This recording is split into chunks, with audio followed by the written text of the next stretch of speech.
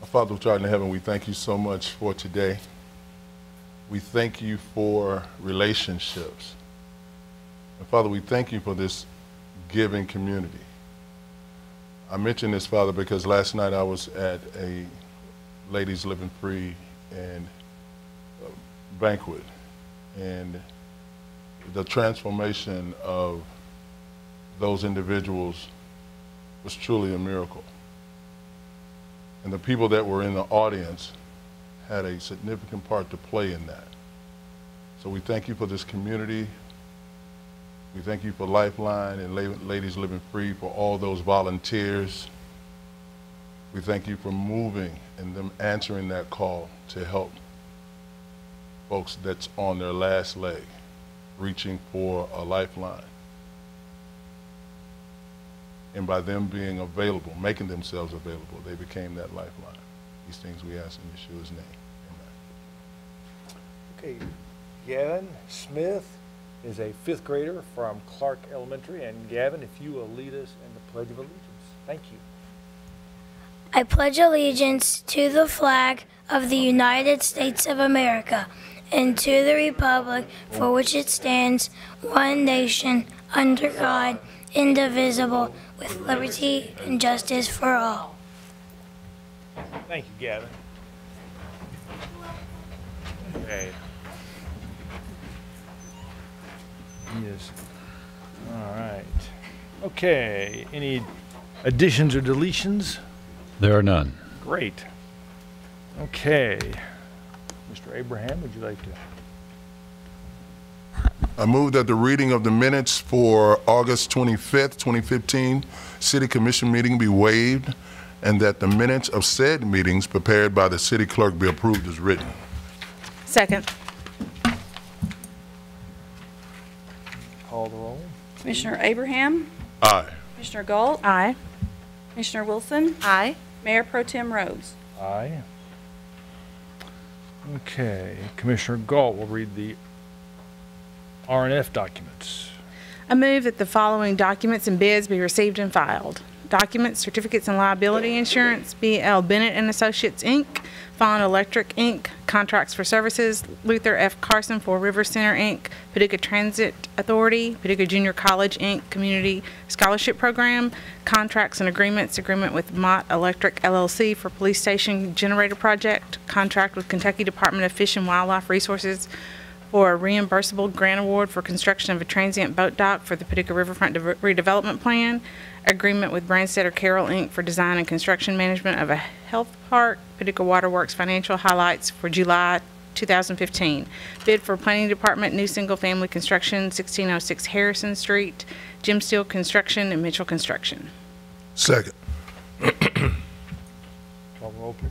Commissioner Abraham? Aye. Commissioner Galt? Aye. Commissioner Wilson? Aye. Mayor Pro Tem Rhodes? Aye. Okay. Commissioner Wilson, the personnel changes, please. Upon the recommendation of the city manager, the Board of Commissioners of the City of Paducah order that the personnel changes on the attached list be approved. Need a second? Second. All right. And the roll? Commissioner Abraham? Aye. Commissioner Galt? Aye. Commissioner Wilson? Aye. Mayor Pro Tem Rhodes? Aye. Okay. Ordinance adoption, and as you all know, we don't typically traditionally discuss the ordinance of adoption because we hopefully did that at the last meeting. So, Commissioner Abraham. I move that the Board of Commissioners adopt an ordinance entitled, an ordinance of the City of Paducah, Kentucky approving a right of first refusal agreement between the City of Paducah, Kentucky and Paducah Riverfront Hotel, LP with respect to a first refusal agreement and other documents related thereto. This ordinance is summarized as follows.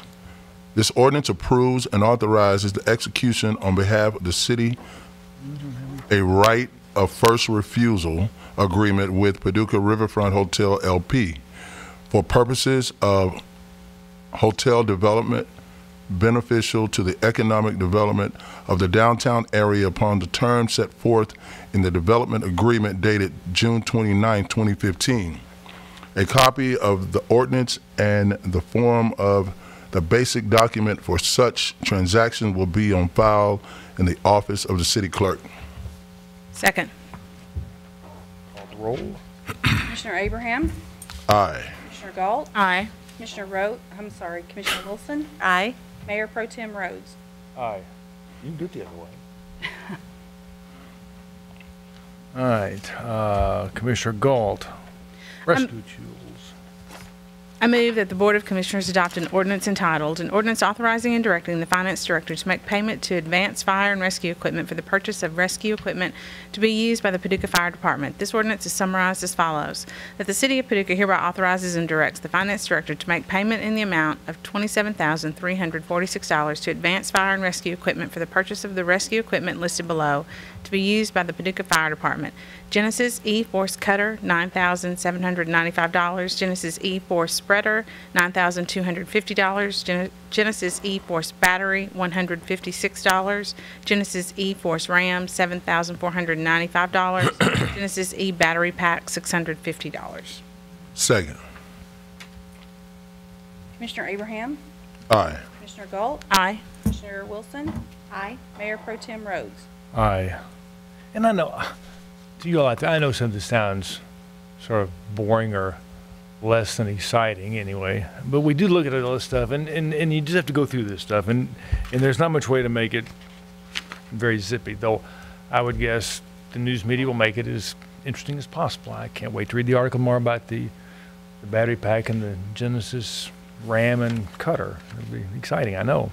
Could be a separate article on each. Might be a separate article, and yes, with all the data, you could explain what we don't. No? Creative writing. 101. All right, moving on. Let's see. Okay, Ms. Wilson. Right. I move that the Board of Commissioners adopt an ordinance entitled, "An Ordinance Authorizing and Directing the Mayor to Execute Change Order Number 1 with Woodall Companies, LLC for the Paducah Park Services Recreation Center Roof Replacement Project." This ordinance is summarized as follows. The mayor is hereby authorized to execute Change Order Number 1 with Woodall Companies, LLC in the amount of $1,976 for additional materials and necessary work required to complete the roof replacement project at the Paducah Park Services Recreation Center, therefore increasing the total contract price to $31,514.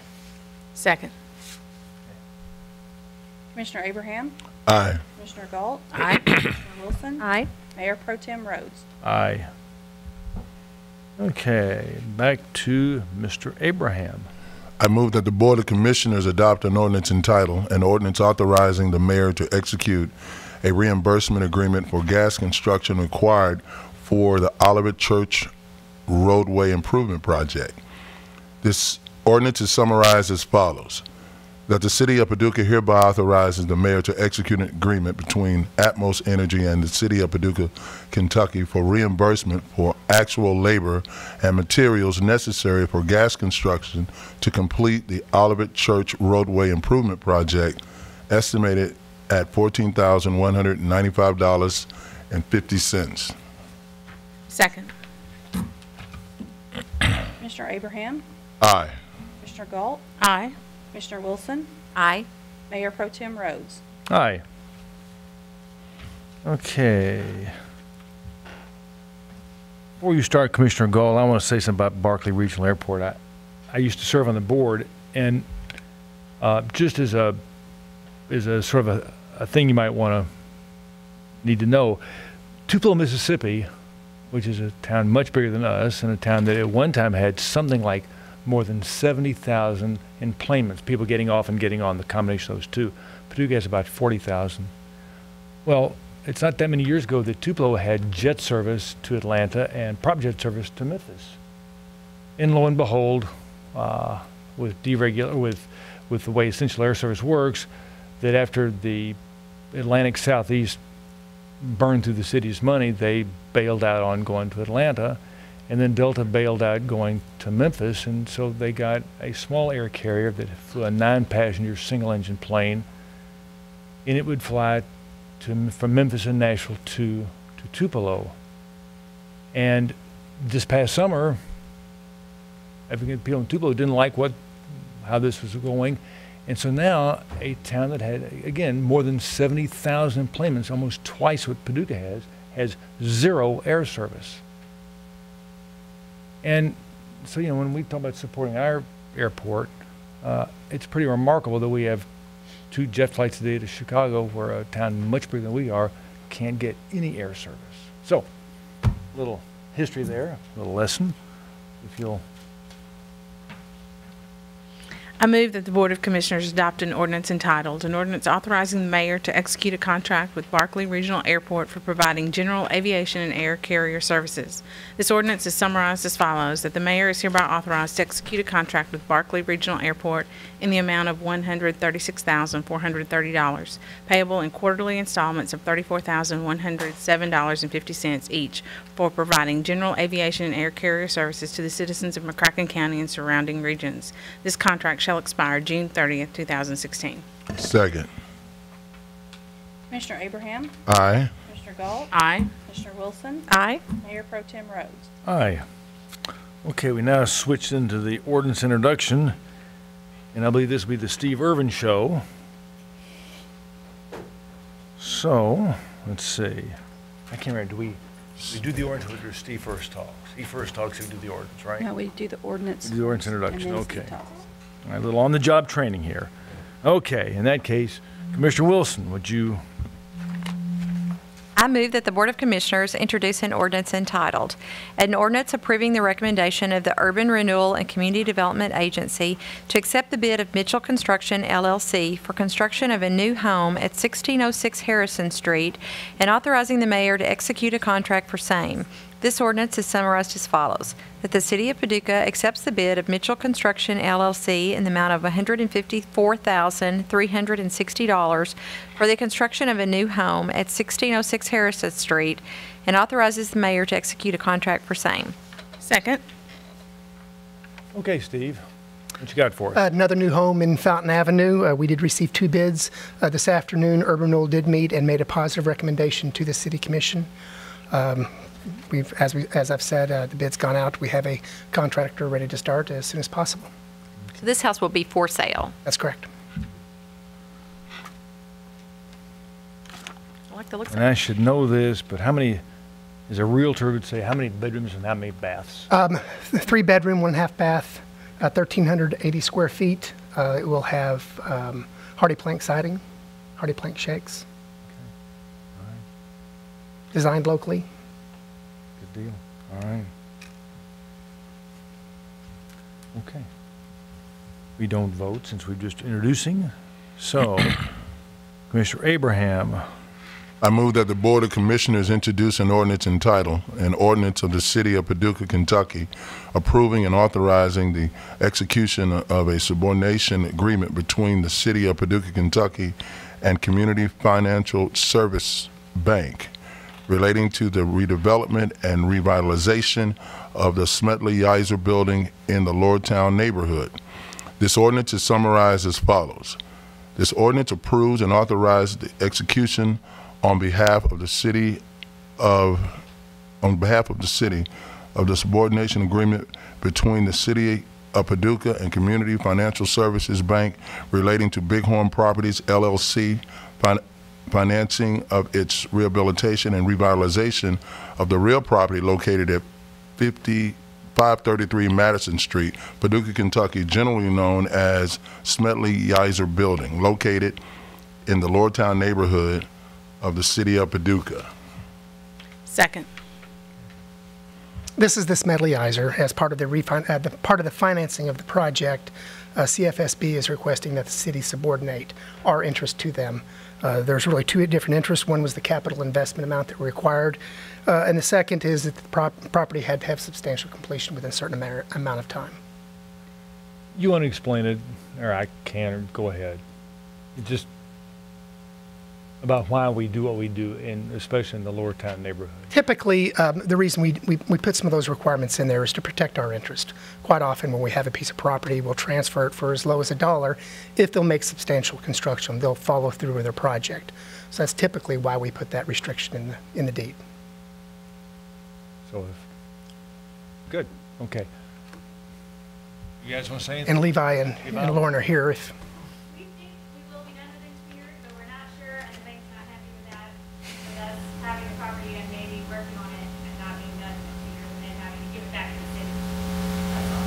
I think that's pretty reasonable. I think the request sounds reasonable also. Okay. Well, thank you all. And can't wait for you all to be our neighbors. It'd be great. All right. Commissioner Wilson, landscape regulation. No. Yep. Commissioner Galt. I'm sorry. I apologize. Didn't mean to slight you there. I move that the Board of Commissioners introduce an ordinance entitled, an ordinance amending Chapter 126-76 sign regulations of the Code of Ordinances of the City of Paducah, Kentucky. This ordinance is summarized as follows. The city hereby amends Section 126-76 sign regulations of Chapter 126 zoning of the Paducah Code of Ordinances to allow the following with requirements. Electronic message signs in the B2 downtown business zone, perforated window signage in various businesses and industrial zones, bulletin board and identification signs at cemeteries and residential zones. Sandwich board signage will be permitted in Lower Town. Second. This is a cleanup, but also in some senses, we're allowing some additional signs that make some type of sense. Some new signs that have come on lately that weren't originally addressed with our original drafting of the sign regulations. I'd be happy to answer any questions if you have any. I was downtown today. There were sandwich boards all over everywhere. I just think it looks great and adds a lot of excitement. And We do allow sandwich board signs by right now in the Broadway, the B2T zoning. What this amendment does is allow businesses in Lower Town, if they want to say we're having a workshop on Thursday, that type of thing, it allows for that to happen. I think it's great. I mean, I just happened to notice it more today because they seemed all up and down all the streets. So I think it'd be great.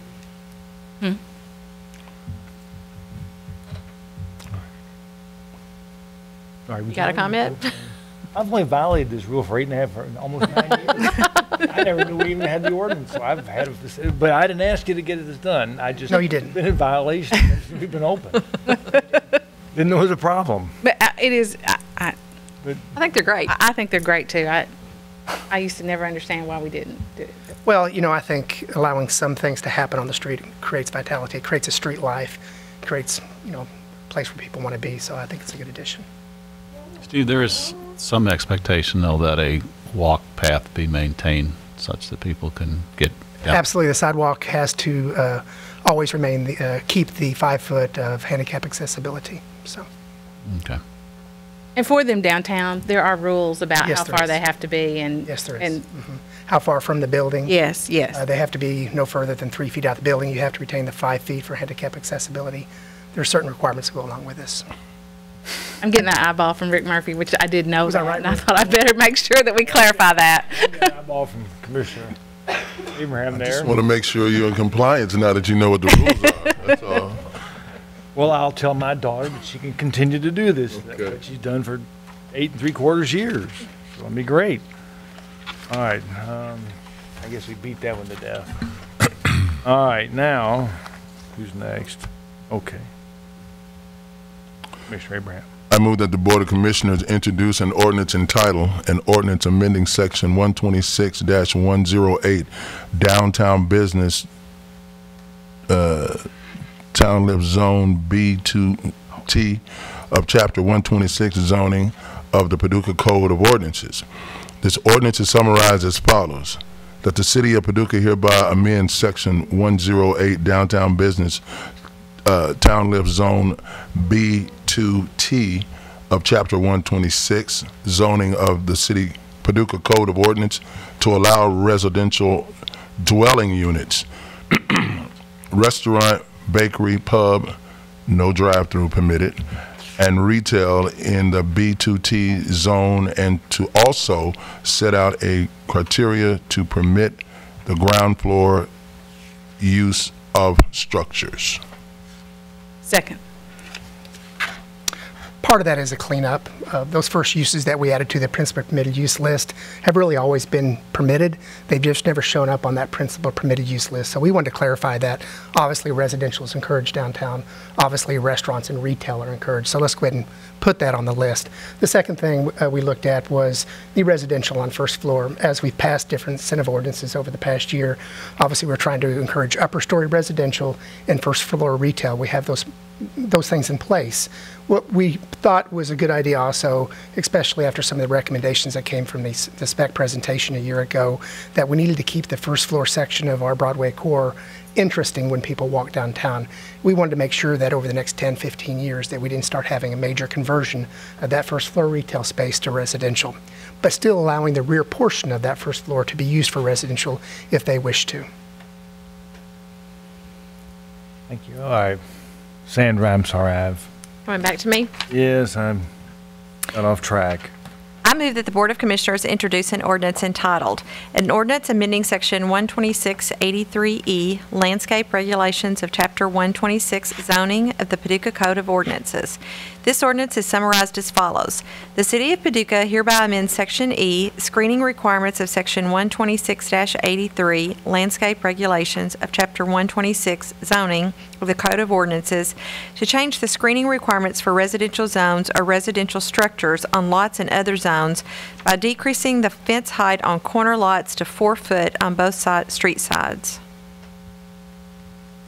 Second. The idea of having fence height requirements are that when people are basically sitting on their front porch, they're allowed to look down the street and not have a fence directly adjacent to them that blocks that view shed. Currently, on corner lots in the city of Paducah, the front yard can be 4 feet, but your side yard can be 6 foot. The purpose of this to make, if you live on a corner lot in the city, both corners have to be 4 foot maximum, but you can still have the rear and the side 6 feet and 8 feet.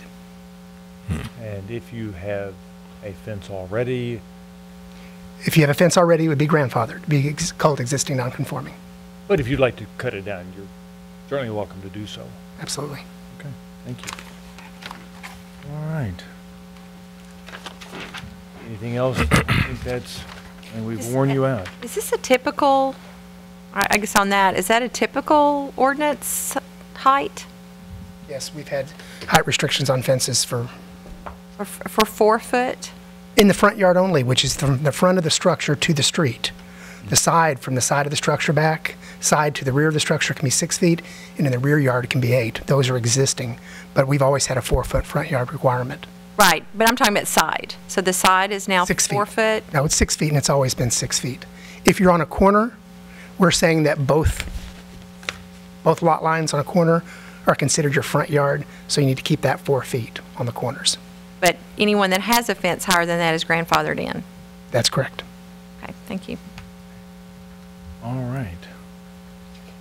Ms. Gold? I move that the Board of Commissioners introduce an ordinance entitled, an ordinance authorizing the finance director to pay for the sole source purchase of body cameras to be used by the Paducah Police Department. This ordinance is summarized as follows, that the City of Paducah hereby authorizes the finance director to make a sole source purchase from Taser International in the amount of $105,540 for 65 body camera units to be used by the Paducah Police Department. Second. Good evening, Mayor Pro Tem, Commissioners. If you'll allow me, I'm going to take just a couple minutes here to try to walk through the process of what a body-worn camera system means to the agency, to the commission, obviously, and to our community. See if I can get the right source. Obviously, you all have caught the national media, international media. Some of those are paying attention to this issue also. It is a very simple idea to put a body camera on an officer, but it has very complex ramifications. There's a lot of details, and as I come to you tonight, I still don't have a lot of answers to some of those details. But we are walking through this process. We've done some extensive testing within the police department. We've looked at 2 different manufacturers, and as we go through this presentation, I'll be glad to highlight why we think one product is better than the other for recommended purchase tonight. But what I want to do is kind of give you a little bit of context here. I want to talk about our what we term response to resistance statistics that often drives this body camera issue in the community whenever you're talking about a use of force situation, what the purpose of a body-worn camera system is, what benefits and limitations are out there with any program that you institute, why we selected the manufacturer that we did, how we plan to finance that within the budgeting, the management, which is a large undertaking of this video evidence that we're about to consume, the directives and policies, and then also I'll try to answer any public records requests, questions that are potentially to come in the future. So as you know, nationally and internationally, this continues to be an issue. Whenever you're talking about police use of force, anybody that sees it often has questions about it, whether it's justified, unnecessary, or excessive, and knowing that it can potentially tarnish our relationship with our community. It's a sign of the times. If you think back to the mid-90s, late 90s, the police department was coming to you for the purchase of in-car camera systems at that point. 2015, here we are today looking at a different model of technology, which is a body camera. Unfortunately, in our viewpoint, what you may see in some of the national rhetoric is that body cameras are meant to change and correct flawed police practices. I'm here to say to you that that is not what these body cameras are instituted for. That's not what we plan to purchase them for. If we have flawed police practices, we need to be fixing those before we go out and buy body cameras. I'm here to tell you that we don't have those flawed practices, or I'd be addressing that before I come in front of you. So highlighting whenever most of these incidents around use of force with officers, our statistics for 2014 were that we had 2,516 arrests. We categorize use of force or response to resistance in anything other than normal handcuffing. So approximately 1% of our 2,500 incidents required anything past normal handcuffing. So out of the 2,516, we had roughly 26 incidents. But I'll say that to say this: it only takes one incident that goes awry that the community has interest in to where the body camera issue or topic comes to mind and everybody wants to discuss it. So what's the purpose of it? Well, we hope that it would provide proof with pre-event recording. These systems that we're asking to purchase, once the button is pushed, it will actually back up 30 seconds, much like our in-car camera system does, and it will record that portion of it also. So it gives you about 30 seconds leading up to the first initial contact or the first particular part of that incident that may be of interest to us. It provides audio that matches video. You don't have video camera cell phone footage from a block away in which it doesn't give the context of the audio conversation. It provides an officer's point of view, provides defense against false claims. Many agencies, and a lot of the research that I've done, the agency heads are saying it has proven that our officers are doing what they're supposed to be doing, and in many times has cleared them from false allegations in which they did not have the video prior to. It provides a matter of trust in a very volatile society that we have today, and it protects the reputation of professional officers in a department. But with every benefit, there's also likely to be a limitation. Who wears cameras? Not everybody can wear those. They can't record 24/7. So when do you decide to record, and what incidents do you decide to record? Who sees the video and when? Do you use the video internally for internal matters? The evidence management side of it is very difficult. We're taking on a large volume of video here, so who manages that and who maintains that? The chain of evidence is obviously of concern, and then there are other issues that come about with the program, as many agencies are seeing. We're proposing to buy one particular model, which is produced by Taser International. You're familiar probably with that name. They also produce the electronic control weapon, which is the Taser firearm that you see, which is a less lethal weapon. Many of the questions that we had: how reliable is it? How durable? How long will it be before they become outdated? Can you use them in conjunction with in-car cameras? And are they susceptible to tampering? So we've worked through those, and we have the recommendation for that. We got a lot of those questions answered for us. Many of the deciding factors for Taser were that it has an automatic upload to a software system provided by Taser. It automatically uploads once you place that particular camera system in a docking device. It has low light capability. It has a high, medium, and low quality recording setting to maximize your storage. You can change those settings if you so choose. And as I mentioned, it has that 30-second buffering period to record footage prior to pressing the record button. One of the bigger questions is, this is not cheap. The startup cost for the first year is $105,000. The annual contract for the second year, third year, fourth year, and fifth year will be borne by our general fund budget. How that breaks down is in the base unit price, there are $399 per camera system. We are proposing to buy 65 of those, which will outfit every officer, detective, and sergeant. That price includes 2 upgrades during the 5-year cycle. We will also have charging docks with that with multiple unit connectivity, so the officers are able to charge those at the end of their shifts. And as I mentioned, this product is one of very few that is an all-in-one package. It comes with not only the cloud-based storage, which is a substantial cost for anybody wanting to implement this program, but it also comes with the software to manage the program. So those are 2 independent components that you would have to buy separately if you did not choose to go with an all-in-one package. As of this morning, we received our approval that you all approved for us to apply for a grant probably, well, I'm not sure how many months ago, but you did, and we have received our notification this morning that we were approved. We will continue to also look for further funding through grants as it becomes available. Many of the questions we have, so will officers be required to wear this 24/7, record every interaction, so on and so forth?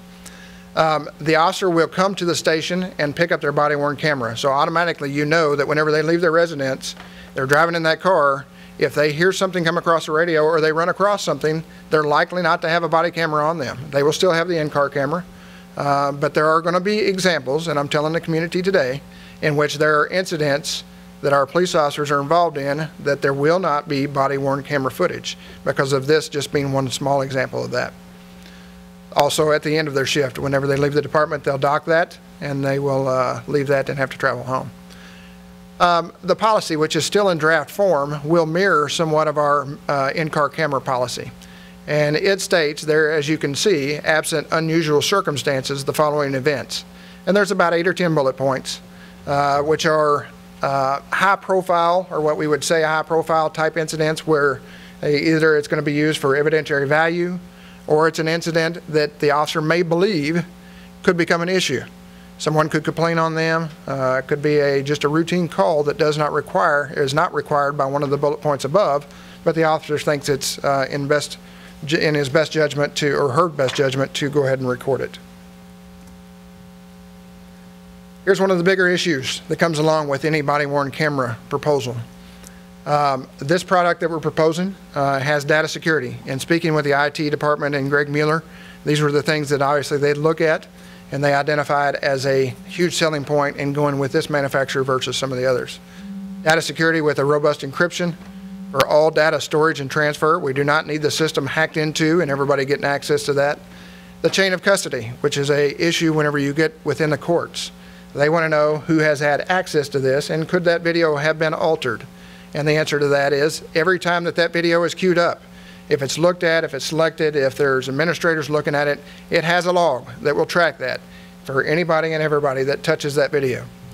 The sharing feature, which is a huge administrative burden, which many agencies are running across now by hiring more additional administrators to manage this. But this feature that they have will hopefully save us some money. We will not be burning the video down to a DVD. We have access with this system just to select the video and send it to the prosecutor. So, you know, if you think about the in-car cameras that we have today, we are constantly burning DVDs of, you know, issues that we have to send to the prosecutors and the defense attorneys. So this will make it much, much easier on our staff to highlight the video and push submit, and it will send it directly to them. You have the availability with this system for field review with the iOS and Android mobile devices. And then reliability. You all have heard us talk many times on redundancy. This is a key issue for our IT staff.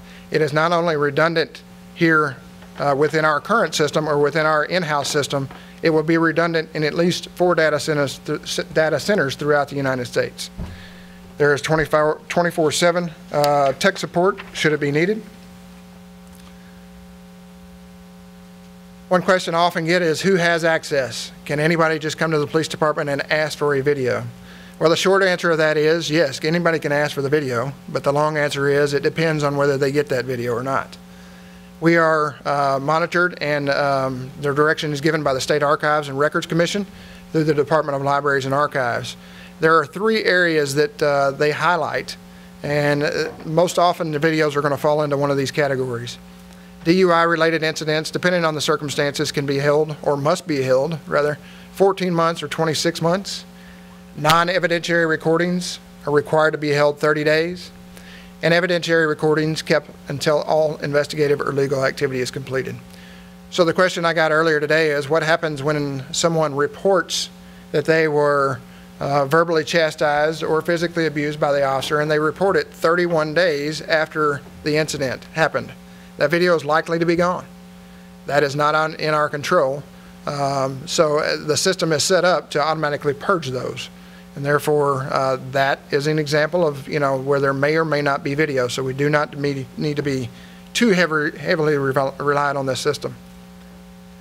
Evidence.com, the software allows settings for automated retention timeframes, as I mentioned in the 3 listed bullet points above. Their privacy of citizens and officers is one of the key issues that follows this. There are several pending court cases that are out there now that will likely guide our direction on who gets access to what and at what point. But until those court cases are resolved within the court system, we are somewhat walking through this, tiptoeing through this until we get further direction. And I guess in summary, one of the last things that I want to talk about is that policing, in policing, we rely heavily on relationships, as you all know. As you see across the national spectrum, relationships are a key to success in any community and for a police department. We have a bit of a concern that people may not want to talk to us.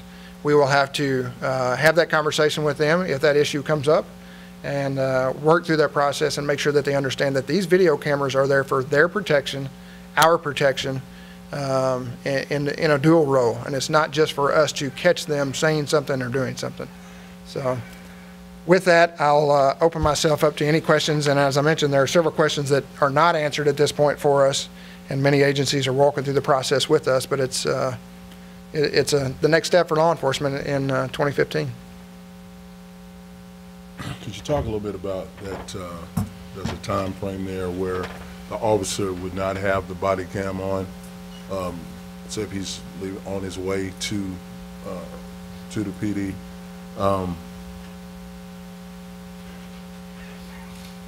once those body cams are assigned, is that something that could change? It's all about economics at that point. The easiest and cheapest function as it is today is to purchase bank chargers. And those bank chargers, once that camera is docked within that bank charger, it automatically begins the download process. The only way that we can manage that is to buy individual chargers, which is a substantial more amount. So the officer would have the charger docking station and the camera at his residence. Now what that does not fix is there's 2 options. Either that officer has to connect through his home internet service to get that video to download every night back to the police department, which I'm not a big fan of, or they have to download it on their way into the police department. They have to dock it, and depending on how many videos are on there, they may be busy. Essentially, they may have to take themselves off the street for 30, 45 minutes to an hour while that downloads. So that is a question that we had. We like the individual charger purchase better or route better. But whenever we looked at how we download those videos, we did not want to put that burden on the individual to have internet service connected to the agency every night or at the end of every shift. So yeah, that's part of what we're just going to have to work through. There are times, and there's times today, when they don't have their in-car cameras on. So what I don't want to happen is that the community thinks and gets in we get lulled into a sense of security here where everything's going to be recorded. That doesn't happen today, and it will not happen with this system.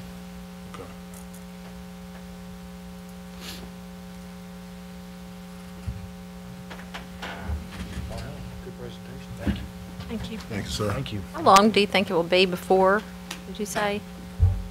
I'm sorry, before How long it's would it be? implemented? We don't have a commission meeting next week, so it'll be the 18th whenever you all voted on it. When we call them with a purchase order, they have a 45-day window to produce the product and the training. So we're looking 60 still days. two months out, 2.5 maybe. Okay. Thank you. Thank you all. Okay. All right. City manager report. Well, just a couple things. The pre-bid conference for the bid on the completion of the riverfront project is tomorrow, and plans are in the hands of a number of prospective bidders. So we're hopeful that we will see some new bidders this time around. Tomorrow may be some indication of that. There's been a process going on for the better part of 2 years that you're aware of with respect to researching the software products that are out there for what essentially represents a total conversion of the city's software system. And of course, software drives a lot of our systems, be they accounting, payroll, purchase orders, HR, the whole thing. So it's been a major undertaking in the organization for the last couple of years. A number of individuals have been heavily involved with it, spending sometimes many hours a week on it. That effort has come to the point of where that committee is preparing a recommendation for a vendor to purchase from. So expect a presentation sometime in the next very few weeks. The next thing becomes, once we make that commitment to purchase, is the issue of the commitment that needs to be made to implement that going forward and make the conversion. So we will continue to be very active. In fact, I would say more active organization-wide, person to person, once we make a decision and the products come in and the process of implementation begins. Obviously, the process is going to result in a lot of opportunities for more efficiency, upgrades, customer service, and a number of those things. So we're going to be excited to move as quickly as we can, but it's going to be and require a major staff effort for that. So it's exciting, but at the same time, it's somewhat challenging. That's all I have. All right. Commissioners? I have one. I have had a conversation with a couple of folks the other day regarding the Market Square, the bricks on the side where I think Shandy's right there. There's of course, we all know how deep that is. And I know in the past when we talked about doing something to fix that, those are historical bricks, obviously, and you wanna don't. At the road or around the trees? Road. No, the road. Road. The road. The dips, the Yeah. bricks. One big. Yeah, it's pretty deep. So there's been several suggestions about, everybody try to quarterback this thing on how to fix that without disturbing the sanctity of the cobblestones. But I wanted to run this by the city engineer. If you would come to the mic, please.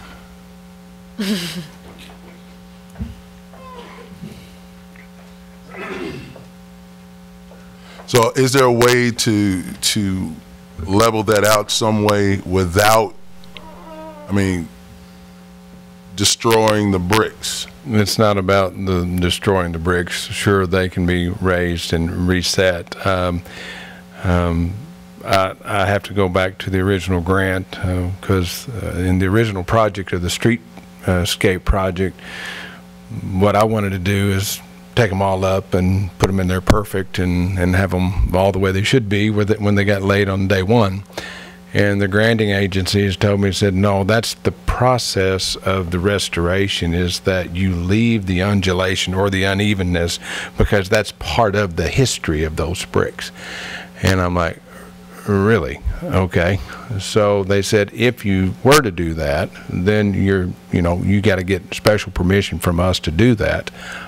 Because that's part of the historic character of those. If you go to Laclede's Landing in St. Louis, you'll see a whole lot of that. And I'm like, so from an insurance point of view, from all points of view, I'm like, sure, I'd like to go down there and level those. But we have to check with the granting authorities to make sure that we don't violate the purpose for what we got the money for. So it's always the source of the money. So You call that strings attached, right? yeah, you know, it's kind of like when you go to the bank and you borrow money, you play by their rules. We ask them. Yeah, we can ask them. We can ask them, yeah. And the only time that we would go in without asking them is that, for example, if there was a utility failure, and there's been those, we're allowed to go in and fix utilities, you know, and restore what we need to do, okay? And then whatever we do then. But to go in just to level them, to be level them because, you know, we don't like how they ride, that's not part of it, so. Given the, I mean, to what, I mean, that's pretty deep. I mean, do you think? I drive it as well. Think that's going to get any better, though? No, it's not. It's not going to get any better. You think it'll get worse? Probably. Probably, yeah. It'll get to some point that we'll need to really, you know, when cars start dragging. But let's be realistic. Some of the people that may be complaining may be driving a Corvette or something really low to the ground versus a pickup truck. So you can get into all of those kind of things. So, I mean, we can investigate that, and if we were to do that, I would be looking at trying to do that during the winter months, maybe January through the end of February, because the retailers downtown, right. You know, the Christmas season, you don't want to be doing something like that in their front door for that. So, Could you call the grant agency and just? Yes, that's what I said I would do. Yeah. Well, I had a conversation with the folks. I told them I'd bring it up and had you come up here and talk about it, and so. Yeah, I mean, find out. I mean, if we can do something, we can. We should. If we have to, if there's so many strings attached to it. But eventually, I mean, it's going to, no matter what you're driving, it's still going to get deeper and deeper. So at some point, we're going to have to do something. It's pretty much where it's been for some time, but it's an aggravation. When I drive, and most people know it's there, they slow down for it. But some of our folks forget it's there, and then it kind of wakes them up. So. Right, thanks. For you, I guess for you, not gonna be off schedule again. Okay. No. Okay. We have two public comments. Lance, you're one, and Ms. Relove. Okay. I was going to ask you, since Rick, if you all talked to Rick, it's about. I don't know, both about stop signs and traffic.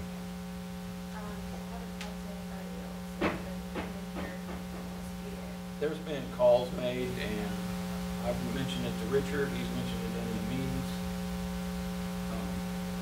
But essentially, our neighborhood is kind of a cut through. We have people cutting from Jackson Street to the hospital and over to Midtown, and you have people cutting from the high school up to the middle school. And there's a lot of children walking up and down the street. What's the street? Lance, what is your street? What's your street? The intersection is Clark and 29th. So it's Clark and 29th? Yeah. And I live on Washington, and she lives on Clark, and she lives on the next block over Adams. So there's a lot of children that are walking through there. This year it's not as bad as it has been because now the middle school practices football at the middle school.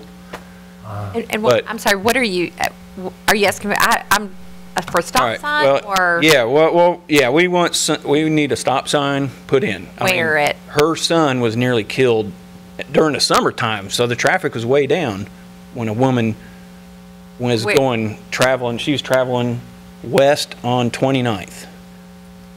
And Clark Street has a stop sign. I'm sorry? Where are you asking for the stop sign? At the intersection of Clark and 29th. 29? Clark's 29th has a stop, but Clark does not.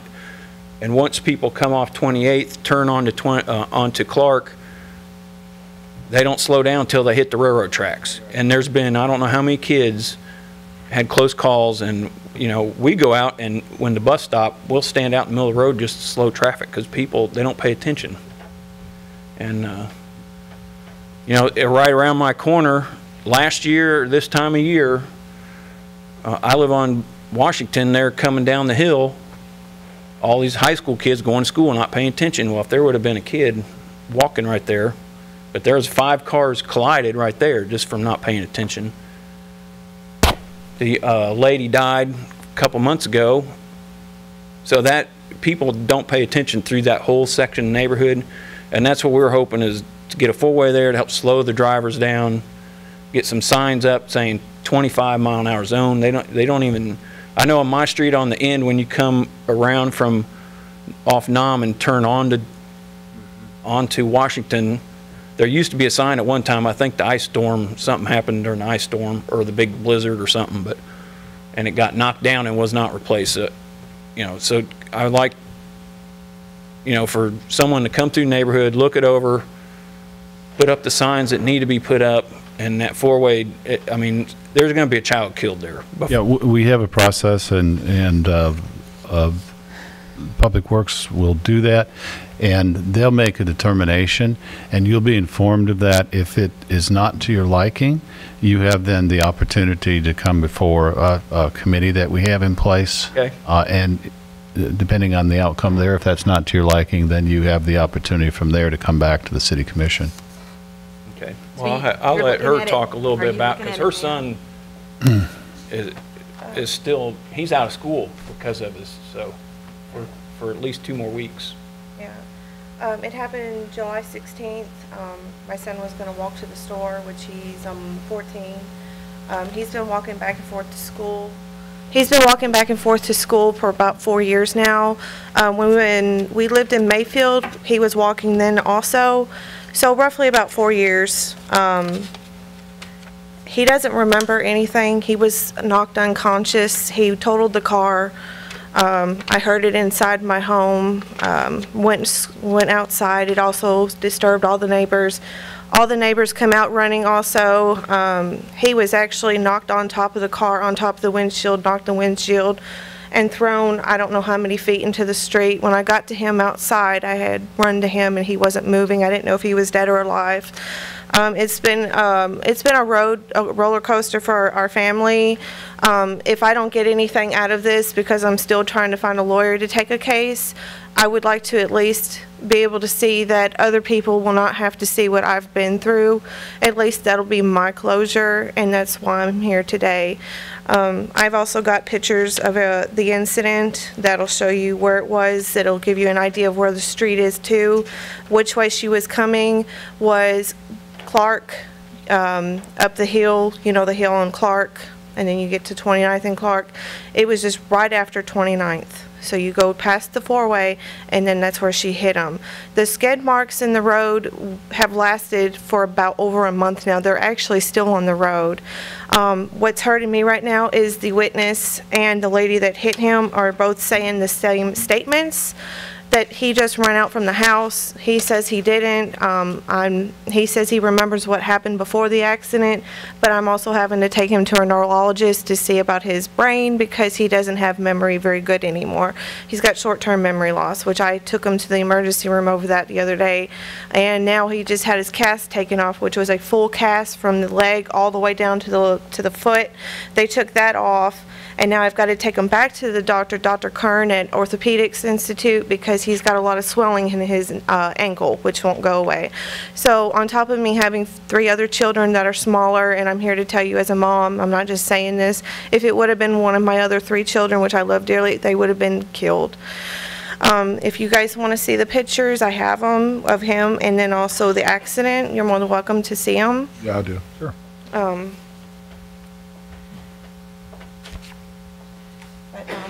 Like I said, if I can get something out of this, speaking from a mom, it would be the most amazing thing to me because I live on Clark. I've seen people almost be hit at the four-way because they don't stop at 29th. They just try to keep going. And then the people that are coming on Clark over that hill are going so fast. That's a long stretch of road. They're not going to stop. They're not going to slow down. I've seen people just flying on my road, just flying by there. I don't let my kids go in the front yard anymore to play. I have a 5-year-old daughter. I have a 7-year-old daughter and a 9-year-old son. And I don't let them play anymore in the front. So if you have any questions, just feel free to ask. I've also got the police statement also here. So I brought everything today just in case I needed it, if you wanted to see it. Okay, thanks. Now what, will we hear from a board, or do I need to, does someone need to call for the board, or? let's let Rick explain the process. Okay. He's right there. All right, thank you. And Chief Barnhill's police officers have been out there and really trying to help, and of course we can't call them, they can't be out there every day, even if we call them, but we're appreciative of them too. So. So all 3 roads have to go, all 3 streets meet right there at 29th Park. So that's the main concern, is because the kids have to wait on that corner to ride the school bus to school. And they're dropping off at the middle. That's the corner back where Steve Smith used to live. Kind of beige stucco house. There's the visual city painting. Yes, sir. Used to be kind of a gold color. It used to be. Mayor Pro Tem, Commission, Mr. City Manager. First, I'm sorry to hear about your child in this situation. It hurts me for that as well. But we do get this request a lot for stop sign installation, where we may have a long stretch of road that's straight, and then we have a crossing road that'll have a stop sign. And it's not uncommon for my department to get a stop sign request for speed control. And that sounds like what this is about, is to install a stop sign where we don't have opposing traffic, but we're trying to control speed. Is that a fair assessment? Okay. Because it's not about cars wanting to wait for somebody else. It's about trying to slow traffic on the geometry of the road. Yeah, it slows them down so they have a time to look and see a child that may be walking up. Okay. And whereas, you know, we have guidelines, I know a lot of people don't like to hear those. There are books like AASHTO, and there are books like MUTCD, that stands for the Manual and Uniform Traffic Control Devices, that specifically states in that manual for signage that stop signs should not be used as a speed control device. Okay? And because when there's not opposing traffic, there's no reason to stop. Now, the chief and I have had conversations about this. For example, when you leave a main road in Paducah, let's say that you leave, I'm going to use 28th Street at Clark and Adams. When you leave those roads, within 100 feet, you'll see a 25-mile-an-hour speed limit sign, correct? And any main road you leave, you see that 25-mile-an-hour speed limit sign. We did that several years ago intentionally because it states in the Paducah ordinances that the speed limit in Paducah is 25 miles an hour unless otherwise posted. Well, we didn't feel like that was fair unless we told people 25 miles an hour in the neighborhoods, so that they would know that those neighborhoods were slower, because we do have children, we do have residential activity going on there. And then, of course, on your main roads, they're higher. Well, we've done that to give that notification, to get that speed down. We do have streets in town that people use as cut-throughs because they don't want to use as signals. And I've reached out to the police department and asked them, said, we're getting this request a lot. Can you all increase the enforcement to lower these speeds in these areas where this is taking place? And then we've been working with the neighborhoods where those have come in, and PD says, well, we need to know what time of day that's taking place, so we can post officers out there to write tickets, you know, because their assets are manpower and equipment, and they can't afford to post somebody up there 8 hours a day, you know, in various places in town. So with this being said, my response to that based on MUTCD would be that we would not put in a stop sign there because it's being used as a speed control device. That would be my response. I'm giving it publicly, but you could put in a sidewalk. That would get the kids on the sidewalk and off the street, because they have to walk on the street. There's no sidewalk. Yeah, and that comes down to resources. But what I'm saying is, my response publicly to those requests for stop signs being used as speed control devices will be, we would not do that. But the Traffic Commission, that can be brought to the Traffic Commission for that consideration, and whereas my decision can be considered what we should do moving forward, or maybe what we should not do moving forward. And that's why we have that appellate process in place. So I have a, I'm sorry. So how did we come to the decision to put four-way stop signs in Lower Town, just about in every corner? In every corner. And at just about every corner, there's a stop sign. This board. And that just because of why? I mean, why did we do that?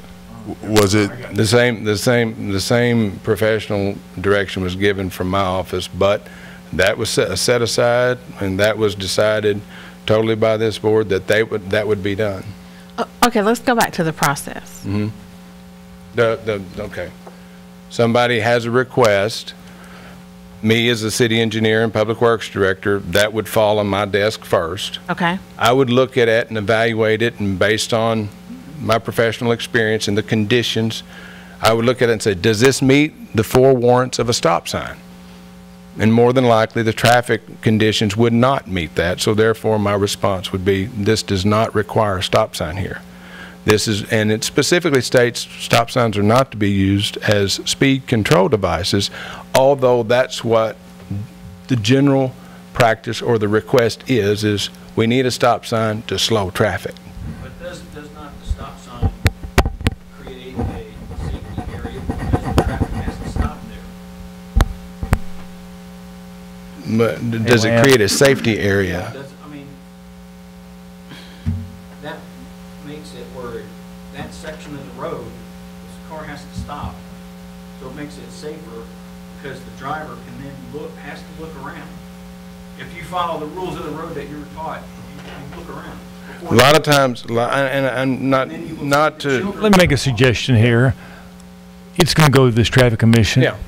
And Lance, I'll be on, but I've traveled the neighborhood many, many times because I'm an avid train watcher. So I'm on Clark Street all the time, and I know exactly the corner you're talking about. And let's hammer it out in traffic, and I think we'll all be happy. Okay. Well, we'll go through the process, but I'm just thinking here. The commission at the time, and I don't think I was on the commission at the time. Maybe I was. I'm not sure. I don't think so. But I'm thinking the idea of putting four-way stop signs in revitalized Lower Town was the thinking of wanting pedestrians down there looking at our shops. So if that's the thinking, then we didn't want cars going through there, and we're trying to encourage people to come down and look in our galleries. So we put the stop signs up so that everybody could stop pedestrians are crossing. Now, from what these folks are saying, these kids are pedestrians. And so we'll go through the process, but I'm just looking at what we've done and seeing neighborhoods where there are stop signs at every corner is be kind of hard to understand why we can't.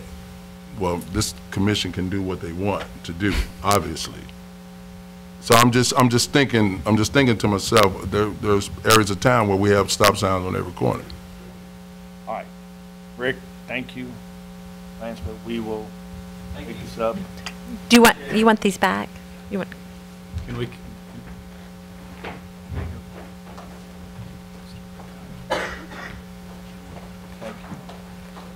Thank you, Rick. Okay. There's anybody else? I believe we have an executive session. I got it. You got it. Okay.